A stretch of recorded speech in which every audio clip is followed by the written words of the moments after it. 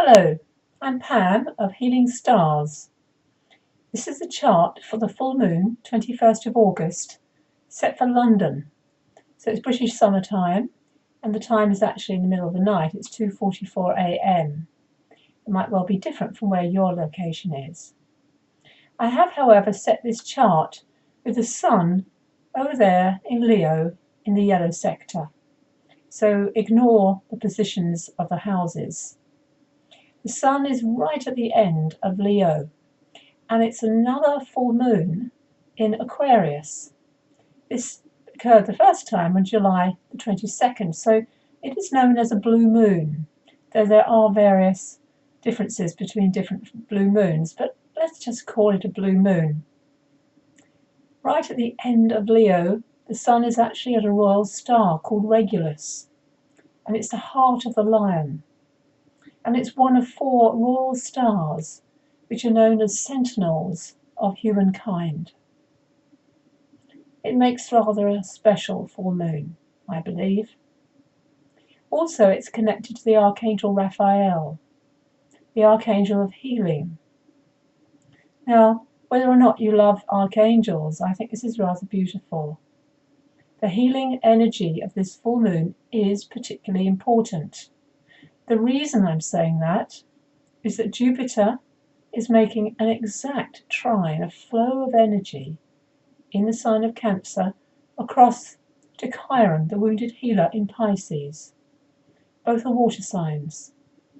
Water signs are, of course, emotions.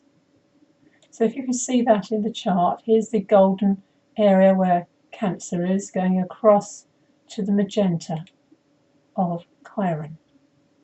Also, they are forming, though it's a little wide, but they are forming a grand trine, a flow of energy down to Saturn and also to the North Node. Now that is significant. North Node and Saturn are both travelling through Scorpio at this time, bringing up a lot of karmic issues for many people. I'm a Scorpio, so I know this is true for me. Might be true for you as well. But the blessing that comes from Jupiter and Chiron and Saturn together is full of grace. The emotional intelligence is implied here. Intuition is very strong at this time, and also a feeling of solidarity. That's coming very much from the moon in Aquarius. Aquarius is the sign of the people. The sun in Leo is a sign very much of the king or the queen, royalty, the rulers, the leaders. And Leo is very much about the heart. Notice the sun is in, as I said, the heart of the lion. So we are witnessing at the moment a lot of revolution, rebellion in the world, a lot of protests. Now, I don't believe that's coming from the moon.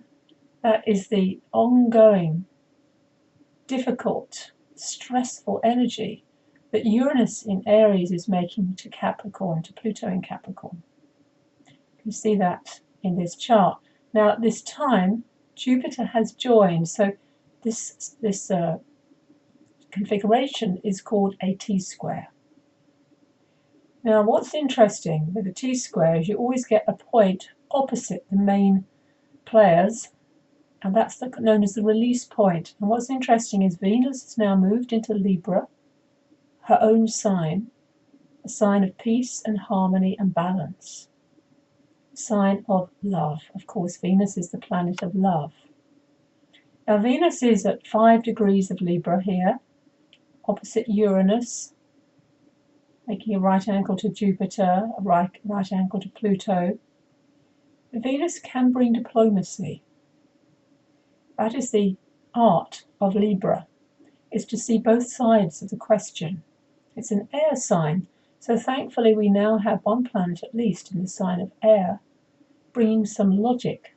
The moon, of course, is an air sign as well. What will happen is that Venus in Libra will form an exact grand cross, another very powerful configuration, and that will start to form around the 24th up until the 27th of August. I'll just show you what that looks like. That's the 24th.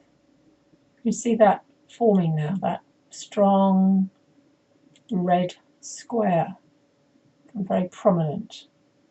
See what the moon is doing also on the 23rd, on Monday, exacerbating because it's opposite Saturn. So there's these patterns. The red always indicates stress and tension. And squares also indicate turning points. So turning points are crises in action, as Dane Rudyard said, breaking free of the past. And of course, what's going on in the world is very much that. There's the future versus the past. The future is Aquarius' energy. It is Uranus. The past is to do with the moon's nodes, also a sign of Cancer. Notice what's happening next week. The Mars now goes into Leo by the 29th. Going slightly earlier because it's I set this for 2:45 a.m. So it will be going in on the 28th of August. Now Mars in Leo is strong, so we hopefully will have some leadership coming through this stressful time. I'm going to go back again to the full moon, getting a bit advanced there. So here we come back. So notice the energy also in this chart of Neptune. The moon is going to be very close to Neptune in a matter of hours. The moon moves through all the signs in days. Neptune is a planet also to do with healing, and it has been in a trine with Saturn for quite a while now. Full moons bring emotions up into the surface, so you might well feel more emotional than usual, especially if you are an Aquarian, a Pisces, a Cancerian or a Leo. You're in the spotlight, so to speak. The Vedic view is also interesting. The Sun is going through the constellation also of Leo, as well as the sign of Leo. The two are different, but on this occasion it's the same. And the part of the sky, the lunar mansion, is known as Marga. And Marga is to do with Pitris, or the ancestors. It makes sense when you understand that Leo is to do with royalty, because of course it's inherited, and that of course is the ancestors. But ancestral healing is something that I particularly specialize in my one-to-ones and my workshops. You may well feel that connection at this time. Family are still very important because Cancer, that's where Jupiter is for the whole of the year right up until July next year, is bringing up family issues for people, especially siblings. I highly advise you to take advantage of a special offer I'm giving this month. And this offer gives you your birth chart, a beautifully coloured wheel. It gives you an understanding of every planet in your chart in non-astrologies. And I'm combining it with a wonderful year ahead report, which is an at-a-glance report, very much like a monthly planner. Because I do believe that astrology is like a weather forecast. They're often much more accurate than weather forecasts.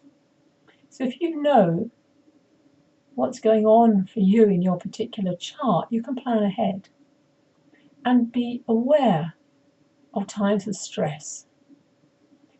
As an astrologer, I'm always comforted by this. I'm always aware, oh, what's going on in my chart? Oh, that's how come I'm feeling this way.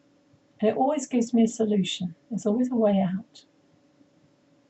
So that offer is via my website, healingstars.com. Have a wonderful full moon. It's a great time for meditation. It's a great time to be near the sea, near water. And you can read more in my monthly newsletter, again on my website. Thank you for listening. Bye-bye.